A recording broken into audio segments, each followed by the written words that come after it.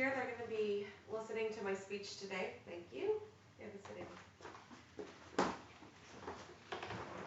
So my name is Jamie. I'm going to be giving a persuasive speech on the importance of why you should adopt, not shop, and why you should volunteer. So how many of you purchase a pet from a pet store or a flea market? Did you know that most pet stores and flea markets are getting their puppies from puppy mills? Does anybody know what a puppy mill is? Puppy mills are large industries that do not regulate how many times a female breeds. Puppy mills also neglect care for these dogs so they can cut down on costs to make as much profit as possible.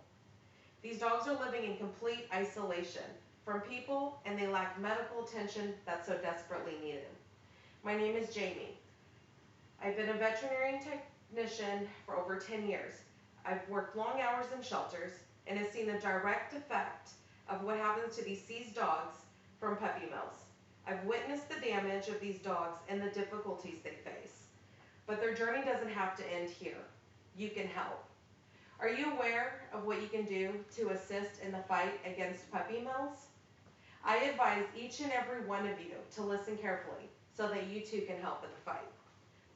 Puppy mills neglect their dogs. They let them breed without regulation and medical attention.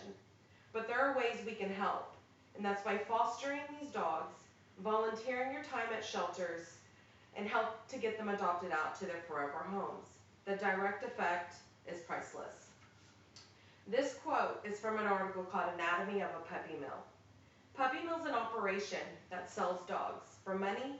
They fail to breed them appropriately, provide adequate housing, shelter, staffing, nutrients, socialization, sanitation, exercise, and veterinarian care. According to the article My Pet Project, our euthanasia rates are just too high. We're breeding our pets too much, and the problem lies in the number of bred pets and the actual need for them. Most pet shops are purchasing these puppies from puppy mills and not telling their customers where they're being purchased from. The mothers and fathers of these puppies are being held in barns with no installation. There are rows and rows of kennels where they damage their feet on the wire cages. They suffer from inappropriate grooming that is necessary for their health. The lack of grooming leads to overgrown nails, matted hair, which all lead to other health problems. Neglecting health care of these dogs is how puppy mills are lowering costs for profit. Female dogs are confined to these cages their whole life, bearing litter after litter, lacking appropriate socialization skills that is so desperately needed. This is an actual eyewitness testimony of a puppy mill raid. There are ways that we can assist against puppy mills, one being not to shop where these puppies are being sold at.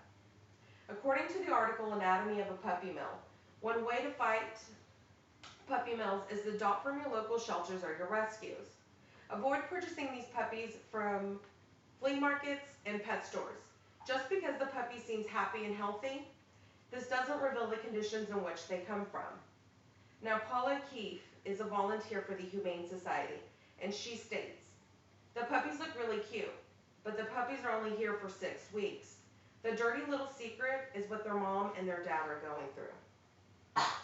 Another way that we can assist is by fostering these dogs, volunteering your time at shelters and rescues. One volunteer claims when you volunteer at local shelters, this helps these unsocialized dogs become socialized and get used to human contact. Also, volunteer by fostering these dogs. When you bring these dogs out of the shelter, you're freeing up space, reducing the overcrowding at shelters, and allowing more dogs to enter into the shelter. Now, these puppy mill dogs that are being fostered, they benefit because this allows more one-on-one training. The more training they have, the more socialization they have, the better chances of getting adopted. And of course, let's not forget about the priceless feeling you get by contributing and the assistance of finding them a forever home.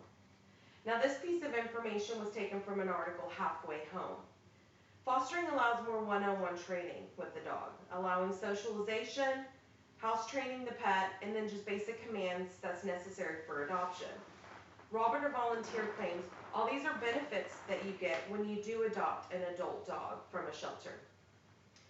Foster parents also claim it's undeniable the feeling you get when you do foster and you finally adopt out the dog to their forever home. In an article, Halfway Home, one volunteer states, "It's a challenge sometimes. You get close to these pets, you learn their true personalities, but you cannot deny the good feeling that comes from fostering, and because of it, many of us will do it again and again." Another volunteer quotes, "When the dog meets the new family and you see how happy they are, your sadness for giving up the puppy is replaced with extreme joy.